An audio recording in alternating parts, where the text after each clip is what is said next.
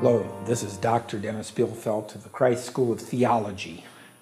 We're talking a bit about this period from 1490 to 1550, where so many things were happening in the Western world. And as we moved from the medieval period to the time of modernity. Of course, we use the word modern philosophy to talk, basically about what's going on in the, let's see, 1596 to 1650 is our good friend Descartes, so in the 17th century, right? Beginning of modern philosophy. Well, three major things are happening between 1490 and 1550. The one is exploration, right? Columbus, of course, sailed in 1492, and we have then this spate of exploratory activity after that.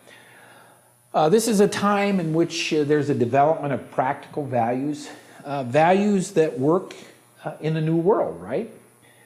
It's a time of the rise of money power and transition into a new economy.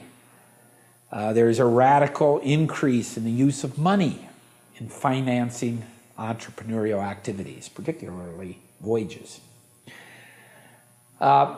Larger scale economic structures now tended to replace the medieval emphasis on local structures.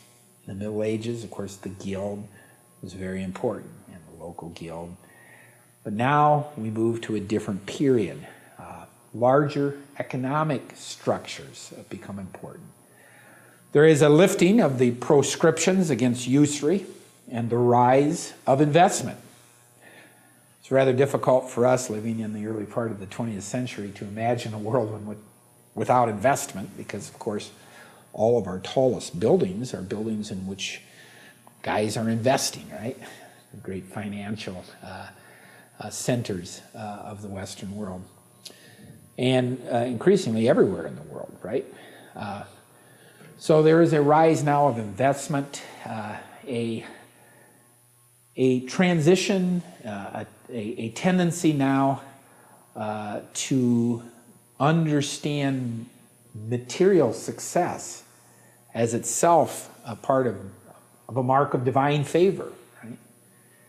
That God blesses us not only in a future life, but now. And if people who are very pious and work very hard are making a lot of money, that's not a bad thing, right? There is decline, the decline of the notion of the medieval guild, as I said. And with this great adventure on the seas, we have, of course, the notions of sovereignty, the notion of sovereignty beginning to rise. And we have France against England, against Germany, against the Netherlands, and the sovereign states. There's a decline of the old Holy Roman Empire view and the feudalism that attached to that, now to new views of states with entrepreneurial and enterprises happening and great wealth accumulating, right? Well, the second major thing happening is, of course, the Reformation. And when we talk about the Reformation, we can say, well, it started in the North, right, with the Lutheran Reformation in the North. And we talked last time about how the 95 Theses were nailed, right, on the bulletin board there at Wittenberg, but also mailed out in 1517, in October in 1517. And this did, after a bit of time, get some conversation going.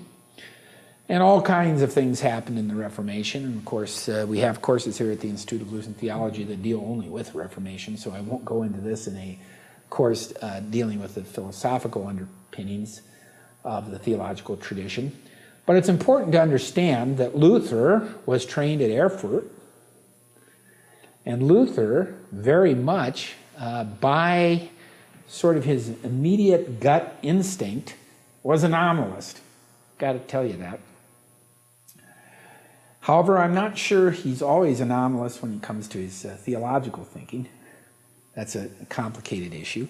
But certainly philosophically, when he's dealing with the world, when he's looking at the metaphysics, when he's thinking metaphysically about the world, he tends to be very much anomalous in that he does not take upon himself what I would call bloated ontologies.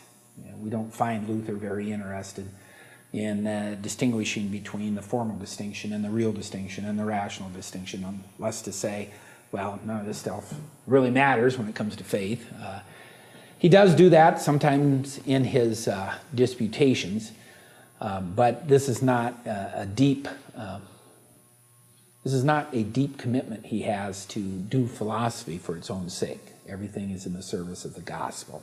His emphasis, of course, is on justification by grace through faith on account of Christ, right?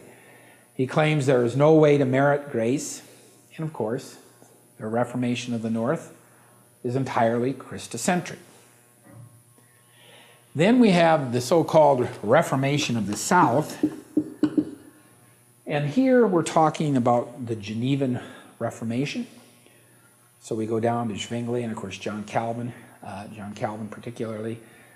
Here the emphasis is placed upon divine predestination and doctrine of election. It's very much a theocentric point of view. To go deeply into this, I will not do it this time. But both the Reformation of the North and the Reformation of the South solidly believed that God was in control, right? Both, in their own ways, talked about a bondage of the will. Luther very much a bondage of the will in that we all are running away from God all the time, even if we go in different ways, and that apart from God's grace, we will be lost. And of course, John Calvin, the same. However, there is a reformation of the countryside that we might call the Rural Reformation. These terms are Heiko Oberman's, by the way. This is the so-called Anabaptist Reformation. Here there's an emphasis on regeneration, the purity of committed lives, free will, that we must decide. We can decide with our own free will whether to follow Christ or not.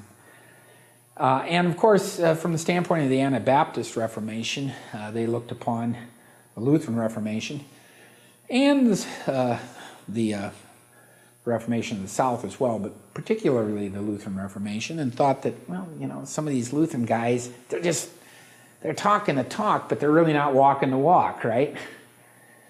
Of course, the Anabaptists claimed that they had the correct view on baptism. They were much more likely to follow Tertullian here, right, rather than Augustine. And finally, the Fourth Reformation, the so-called Tudor Reformation. This is the English Reformation. Of course, primarily, this is because Henry VIII wanted to get a divorce so he could have a male heir, but this did not work well on Catholic soil, so starts his own church, if you will. And the Anglican Church begins, but it's very powerfully influenced by the Reformation in Germany. And of course, our good friend Henry VIII was quite interested in good, solid Reformation theology. He's also interested in women, but he liked Reformation theology as well. Okay, the English Reformation then had elements of the Lutheran and Reformed Reformation melded with a higher view, however, of both church and liturgy. Okay, I can't even begin to do justice in a theological school, graduate school, talking about the Reformation in 4 minutes or 5, but that's just what I did. So I'm Dr. Dennis Bielfeldt of the Christ School of Theology, and I'll be right back.